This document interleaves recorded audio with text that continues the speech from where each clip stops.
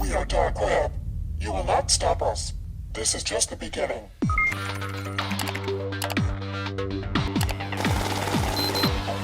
Perkembangan teknologi dan internet di dunia saat ini sudah tidak terbendung lagi.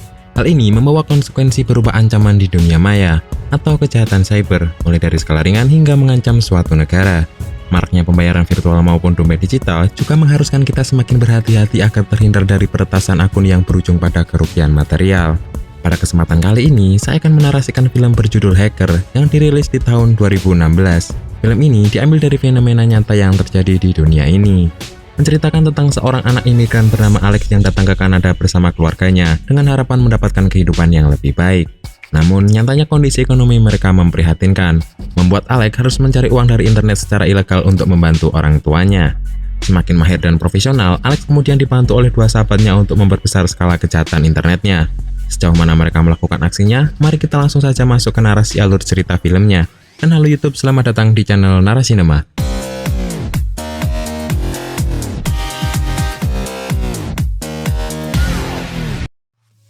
Film dibuka dengan sebuah keluarga imigran kecil yang meninggalkan Ukraina untuk mencari kehidupan baru di Kanada. Mereka adalah keluarga Daniluk dengan sang anak yang bernama Alex. Seperti harapan para imigran lainnya, mereka akhirnya mendapatkan sebuah tempat tinggal di pinggiran kota Ontario. Meskipun sebenarnya mereka bakal kesulitan untuk membayar cicilan rumah itu, sehingga keadaan kian memburuk. Orang tua Alex mulai sering berdebat akibat kesulitan ekonomi yang menghimpit mereka. Sebelum akhirnya, seorang teman membantu ibunya untuk mendapatkan pekerjaan sebagai asisten pencatat pembukuan pada sebuah bank. Sementara sang ayah tak begitu membantu, karena lebih memilih menghabiskan waktunya minum-minum bersama temannya. Alex tak mempunyai teman bermain, kecuali sebuah komputer kerja milik ibunya. Ia sudah terbiasa berselancar di internet, mulai dari ngobrol dengan orang asing di chatroom, membuka berbagai macam situs, mengakses informasi, sampai kemungkinan tak terbatas lainnya yang ada di internet. Ia juga belajar coding dari sana. Hal itulah yang mendorong keinginannya untuk masuk universitas. Sadar dengan kondisi ekonomi keluarga, Alex belajar mencari uang di internet untuk tabungan sekolahnya. Ia kemudian menjadi seorang kliker pada sebuah situs pay to click, di mana Alex akan mendapat bayaran setiap mengklik masuk situs tertentu. Ia membangun traffic pada sebuah situs dengan selalu mengubah alamat IP-nya. Ia kemudian mengunjungi situs yang sama secara berulang-ulang. Meskipun membosankan, tapi setidaknya ia mendapatkan bayaran $20 untuk 1000 klik. Waktu berlalu, kini Alex telah dewasa dan ia pun ingin belajar bagaimana cara kerja dunia, terutama dunia keuangan, di mana internet penuh dengan ide-ide maupun pendapat tentang sistem perbankan, krisis keuangan, kerentanan sistem, dan perlunya perubahan. Ketika Alex sedang di kafe, ia menonton berita di TV tentang serangan cyber yang menyerang situs pemerintahan dan bank oleh sebuah organisasi kriminal online bernama Dark Web. Organisasi tersebut dipimpin oleh hacker bernama Z yang dianggap sebagai penjahat internasional karena terlibat dalam puluhan kasus di seluruh dunia. Serangan cyber tersebut juga mengakibatkan pasar saham menjadi tidak stabil. Singkat cerita, saat Alex sampai di rumah, ia mendapati ibunya tengah menangis karena baru saja dipecat dari bank tempatnya bekerja.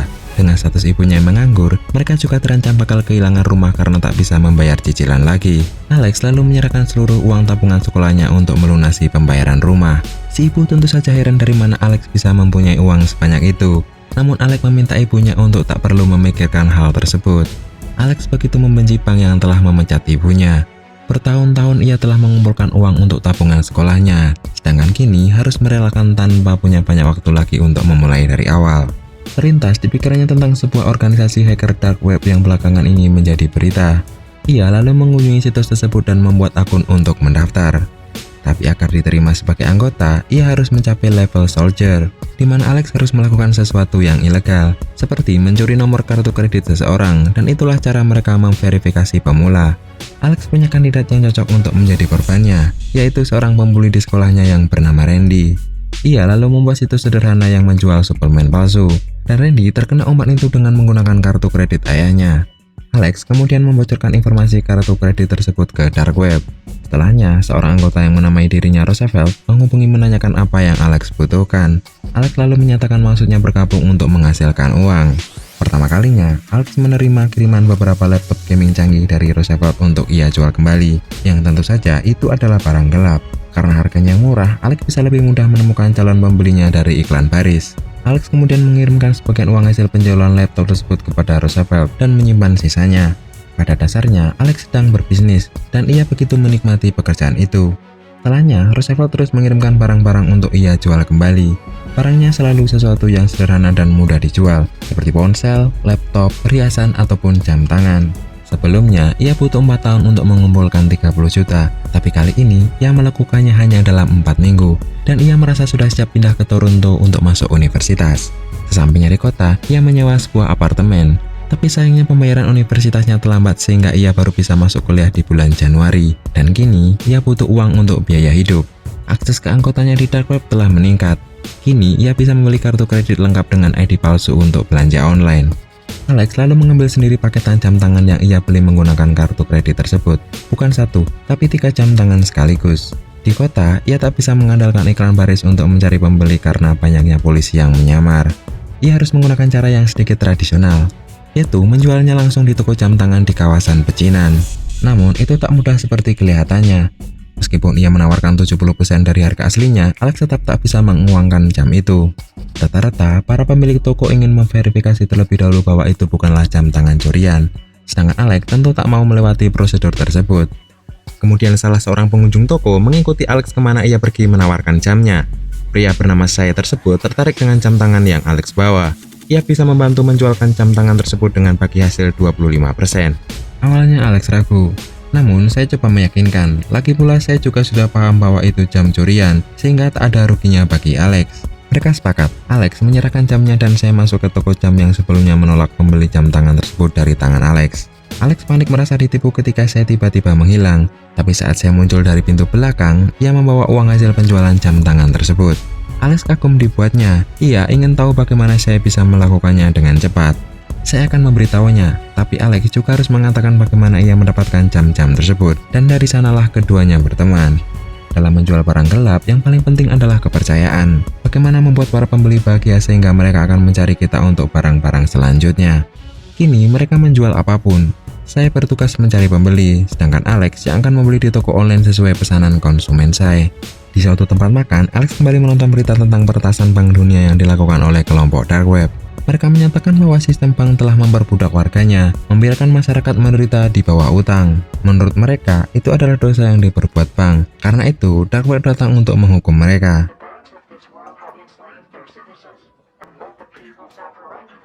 Alex terus memikirkan kata-kata itu dan merasa kehidupan kampus tak cocok untuknya. Ia lalu menghubungi saya dan memintanya untuk membantu suatu pekerjaan. Alex ingin mencoba sesuatu yang lebih besar. Di forum, terdapat daftar hitam bankir korup yang harus dihukum, tapi Alex perlu masuk ke dompet mereka karena informasi online mereka sangat dilindungi. Sementara saya punya banyak teman di hotel, restoran, salon, ataupun industri jasa lainnya yang ia rasa bisa membantu. Teknisnya, para teman saya yang menjadi kasir di tempat tersebut akan memfoto kartu kredit para target mereka dan mengirimkannya kepada saya. Intinya, Alex ingin terlibat di kelompoknya dengan menghukum para bankir tanpa ada yang tahu bahwa Alex juga melakukannya. Dan tentu saja, Alex tak bisa melakukannya tanpa saya karena dia kenal banyak orang di banyak tempat berbeda. Mereka kemudian mendatangi sebuah klub malam karena salah satu teman saya yang bekerja di sana baru saja mencuri kartu kredit milik orang Kolombia pelanggan mereka yang menyebalkan. Dia lalu berjanji akan memberikan kartu tersebut kepada saya. Alex kaget saat melihat kartu tersebut. Kartu itu adalah kartu kredit tanpa batas limit, bahkan bisa menarik uang tunai yang sangat banyak dari sana. Saya lalu mengajak Alex untuk menarik uang tunai dari kartu tersebut, namun Alex menjadi ragu karena tindakan itu sangat berbahaya. Saya membujuk dengan berjanji akan melakukannya sekali saja. Setelahnya, mereka tak akan menyentuh kartu itu lagi. Alex kemudian setuju. Mereka lalu menuju bank dengan ID palsu. Alex sukses melakukan penyamaran dan berhasil menarik uang tunai yang sangat banyak dari kartu tersebut. Mereka kemudian merayakannya dengan berpesta di klub malam. Meski Alex tak begitu menikmatinya karena itu bukanlah hobinya. Esoknya, Alex menemukan sesuatu yang sangat menarik, yaitu bank yang telah memecat ibunya dan memiliki hipotek rumah mereka berada dalam daftar rentan. Ia lalu berencana mengajar bank tersebut dengan merusak sistem komputer mereka selama berminggu-minggu. Saya lalu mengantar Alex ke bank. Alex lalu berpura-pura mengajukan pinjaman ke bank tersebut ketika menjelang jam makan siang. Ketika di meja customer service, Alex sengaja menyenggol pena agar terjatuh, dan saat mengambil kembali pena tersebut, ia menancapkan USB yang telah diinfeksi virus untuk mengacaukan seluruh sistem komputer bank tersebut. Tentu saja sang CS heran saat tiba-tiba komputernya crash. Alex kemudian pamit sebentar dan akan kembali setelah jam makan siang. Ia pun melenggang pergi menuju parkiran tempat saya menunggunya. Tapi tiba-tiba pihak keamanan bank memanggilnya dengan alasan ada gangguan keamanan dan harus menahan Alex. Saya yang sadar ada yang tidak beres lalu turun dari mobil dan ikut menemani temannya tersebut. Namun kepala keamanan bank meminta saya keluar dari ruangan itu. Ia tak diizinkan untuk menemani Alex. Kepala keamanan bank ingin tahu dari mana Alex mendapatkan malware dalam USB-nya tersebut. Dan jika Alex tetap tak mau memberitahukannya, maka sang kepala keamanan bank akan melaporkan Alex ke polisi. Alex lalu mencoba bernegosiasi. Ia akan membantu mengupgrade firewall komputer bank tersebut. Dan sebagai ganti, Alex meminta agar ia tak dilaporkan ke polisi. Ia kemudian dilepaskan saat itu juga. Tapi saya merasa ada yang janggal, karena begitu mudahnya mereka melepaskan Alex padahal jelas-jelas ia telah merusak komputer bank tersebut. Alex merasa kecewa karena gagal mengajar bank yang telah memecat ibunya, dan rupanya ada yang membocorkan informasi tentang dirinya. Ia mendapat banyak sekali pesan masuk dari dark web. Pada intinya mereka terkesan. Bahkan ia mendapat like dari sang ketua dark web yaitu Z. Alex tidak pernah mendapat perhatian itu sebelumnya. Ternyata apa yang telah ia lakukan cukup keren, karena ia benar-benar pergi ke bank, sementara sebagian besar peretasan dilakukan dari jarak jauh. Tak hanya itu, seorang anggota dark web mengajaknya bertemu. Perempuan itu bernama Kira. Dari obrolan mereka, tampaknya keduanya sama-sama terobsesi dengan Z. Alex lalu mengajak Kira bergabung. Dayung bersambut karena ternyata Kira juga punya niatan tersebut. Kira ahli dalam menduplikat kartu kredit menggunakan mesin print, dan ia juga mengajari Alex tentang Bitcoin, sebuah mata uang digital yang tak bisa dilacak. Ia juga terbukti berguna untuk menyempurnakan penyamaran mereka. Pada dasarnya, Kira mengupgrade mereka. Ia berhasil menemukan target dengan dompet yang lebih tebal, berpindah dari carding online menuju carding dunia nyata, sehingga mereka kini bisa membeli barang-barang mahal, perhiasan, mobil mewah, dan mainan mahal lainnya. Ketika tiba saatnya menjual, Kira sangat mengejutkan. Ia menggunakan sosmed yang disebut Mobly untuk mengiklankan barang-barang mereka. Tentu saja saya menjadi tidak senang, karena setelah semuanya, Kira selalu sukses melakukan semua penjualan. Saya menjadi curiga karena Kira bisa dengan begitu mudahnya menjual barang-barang tersebut. Kira mengaku bahwa ia juga dibantu pamannya untuk menemukan pembeli.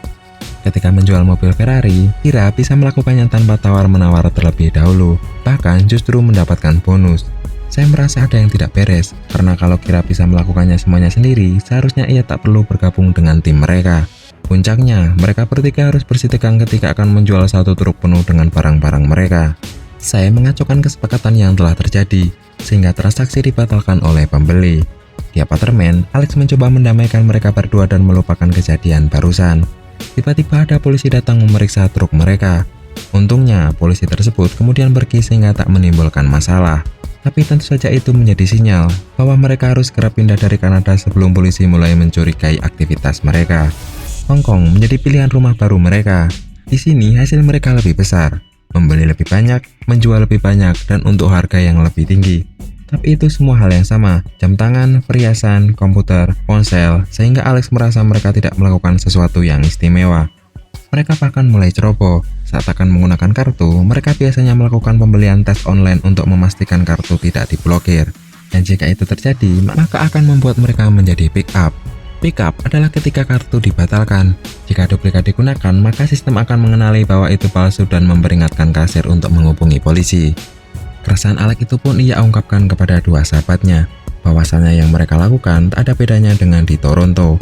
Ia ingin sesuatu yang lebih besar, sesuatu yang menimbulkan kekacauan sehingga bisa menarik perhatian Z. Mendadak, saya ingin merayakan ulang tahunnya yang jatuh tepat di hari itu. Alex tentu tak bisa menolak ajakan tersebut dan mereka pun pergi berpesta. Saya yang mabuk membuat keributan dengan pengunjung lain. Hal itu membuat ia dan Alex harus ditahan di kantor polisi malam itu. Kali ini Alex mulai kesal dengan saya yang sudah bertingkah kelewatan, sehingga menempatkan mereka berdua dalam masalah. Beruntungnya mereka dibebaskan malam itu juga. Alex bertanya kepada Kira siapa yang telah membantu. Kira hanya bilang bahwa itu karena pamannya. Esoknya, Kira memberi ide kepada Alex untuk membobol ATM jika ingin menaikkan skala permainan mereka. Alex tertarik dengan ide tersebut. Tapi tiba-tiba saya datang dengan membawa banyak sekali uang sebagai bentuk permintaan maafnya karena semalam telah mengacau. Alex menanyakan dari mana saya mendapatkan uang-uang tersebut. Saya lalu mengeluarkan kartu kredit Infinity pemberian salah satu temannya ketika masih di Toronto. Seketika Alex langsung marah karena itu adalah kartu yang berbahaya. Jika menggunakan kartu tersebut tanpa penyamaran, maka mereka bisa dilacak. Kali ini Alex begitu marah, bahkan mengusir saya karena telah cukup sering membawa mereka dalam masalah. Saya yang merasa sudah tidak dibutuhkan lalu mengemasi barang-barangnya. Singkat cerita, Alex dan Kira benar-benar menjalankan aksinya untuk membobol ATM menggunakan kartu duplikat. Tiap mesin kartu ATM yang mereka sambangi, mereka meninggalkan kartu nama dark web untuk memberi pesan kepada kepolisian. Aksi mereka tersebut diberitakan di TV. Dilaporkan mereka berhasil mencuri 2,3 juta dolar dari berbagai mesin ATM. Bahkan Z juga memberinya selamat sekaligus menaikkan level keanggotaan Alex di dark web. Merasa mendapat perhatian Z, Alex lalu memintanya untuk bertemu. Akhirnya Z mengabulkan permintaannya dan mengatur pertemuan di luar pulau Hong Kong. Orang di belakang topeng dark web sangat berbeda dengan apa yang Alex bayangkan. Z adalah orang yang selalu berada di atas kursi roda serta wajahnya dipenuhi luka bakar. Alex lalu menyampaikan tujuannya selama ini, yaitu bekerja untuk Z. Itu tidak lain karena Alex juga mempunyai misi untuk mengajar bank yang telah membuat hidup orang tuanya menderita. Agar bisa diterima bekerja bersama Z, Alex dituntut tidak boleh melakukan kesalahan sedikit pun. Dan jika itu terjadi, maka mati adalah konsekuensinya. Setelah pertemuan itu, Alex mendapat pesan suara bahwa saya kembali ke hotel dan meminta maaf atas semua kekacauan yang ia perbuat. Ia juga berjanji akan lebih menjaga sikapnya jika diterima bergabung kembali. Mendengar hal itu, Alex memutuskan menemui Sai. Sementara Sai yang berada di hotel didatangi orang misterius. Sesampainya di hotel, Alex shock menemukan Sai yang telah terbunuh. Ia yang ingin menelpon bantuan dihalangi Kira karena mereka adalah buronan polisi Hong Kong.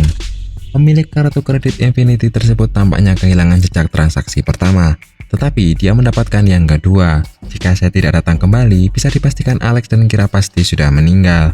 Mereka lalu terbang menuju New York. Mereka berdua akan mendapat tugas pertama dari Z, dan sudah ada sebuah tim yang akan membantu mereka. Hari Jumat, tepatnya 45 menit sebelum penutupan bursa saham, di sebuah tempat, Alex dan tim tengah bersiaga sambil mengawasi kepala Bank Federal Reserve. Sedangkan Z justru membuka posisi pada bursa saham untuk beberapa saham yang setelah penutupan pasar nantinya berpotensi besar menjadi tidak berharga. Ketua Federal Reserve tiba di depan gedung Federal Reserve dengan disambut banyak sekali wartawan. Tiba-tiba sebuah tembakan mengarah ke dadanya dan membuatnya langsung dilarikan ke rumah sakit. Seperti telah direncanakan, Alex dan tim kemudian segera menyebarkan berita tersebut secara online, serta mengirim rekaman video penembakan tersebut kepada stasiun-stasiun TV. Sontak berita tersebut membuat kepanikan pelaku pasar di seluruh dunia. Para investor langsung menjual saham di bursa Nasdaq mereka untuk menghindari jatuhnya pasar, karena imbas berita negatif tentang tertembaknya Ketua Federal Reserve. Namun, penembakan itu ternyata hanya rekayasa Z. Ketua The Fed yang ditembak tersebut hanyalah aktor, sedangkan Ketua The Fed yang asli dikonfirmasi tengah berada di hutan untuk berburu. Tapi bagaimanapun juga, rencana Z telah berhasil. Ia telah meraup jutaan dolar dalam sekejap buntut dari kepanikan bursa saham. Ketika hendak kabur setelah pekerjaannya selesai, Alex dan Kira tiba-tiba diculik dengan ditodong senjata oleh beberapa orang misterius. Ia kemudian disuntik hingga tak sadarkan diri, dan ditinggalkan begitu saja di tempat itu. Alex masih belum mengerti siapa yang menculiknya. Dan kini, ia juga tak tahu di mana Kira berada. Ia kemudian ke bandara untuk terbang menuju Bangkok, Thailand. Kira dan Alex setuju jika sesuatu terjadi, mereka akan bertemu di kuil Wat Arun pada siang hari setelah 2 hari pasca operasi mereka di New York. Jadi, kini ia hanya bisa menunggu. Dan pada momen itu, Alex teringat kedua orang tuanya. Sayangnya teleponnya tak diangkat, jadi ia hanya bisa meninggalkan pesan. Alex menunggu dan terus menunggu, tapi Kira tidak pernah muncul. Sekarang ia merasa benar-benar sendiri. Alex merasa tersesat, tak tahu harus kemana lagi. Kemudian ia mampir ke sebuah warnet. Ia tak bisa lagi mengakses situs dark web karena telah ditutup. Ia pun berusaha mencari informasi terkait operasi yang mereka jalankan. Z ternyata telah ditangkap oleh FBI. Bahkan dari berita yang beredar, Kira terbunuh karena tertembak saat mencoba melarikan diri. Namun Alex tak percaya berita itu. Ia lalu mencoba mencari petunjuk tentang Kira dari sosmednya, yaitu Mobly. Tapi tiba-tiba internetnya terputus. Di saat yang bersamaan, 2 petugas polisi datang untuk menahannya. Karena ternyata kartu kredit yang ia pakai terdeteksi pick up. Ia langsung digelandang ke kantor polisi dan ditahan di sana. Kini ia berharap Kira masih hidup dan akan menemukannya. Dengan setiap hari yang berlalu, Alex kehilangan harapan. Berbulan-bulan sudah Alex di penjara. Bahkan kini Alex sudah menyerah pada hidupnya. Keinginan bertemu dengan ibunya lah satu-satunya harapan yang ia jaga. Setelah 2 tahun, Alex akhirnya dibebaskan. Kini ia siap pulang ke rumah. Namun ada sosok yang ia kenal sedang menunggunya. Ya, dia adalah Kira. Kira lalu menceritakan semuanya, bahwa ia selama ini menjadi mata-mata polisi. Ia menerima pekerjaan itu karena tak ingin menjadi tahanan polisi. Ia telah diatur untuk mendekati Alex dan kemudian menjalankan aksi untuk menarik perhatian Z. Polisi butuh bukti tentang kejahatan Z. Ia tidak berniat berbohong saat tidak menemui Alex di kuil. Setelah kasus tersebut, ternyata polisi melarang mereka bertemu kembali. Jadi ia harus menunggu hingga hari ini. Dan itulah ending film Hacker.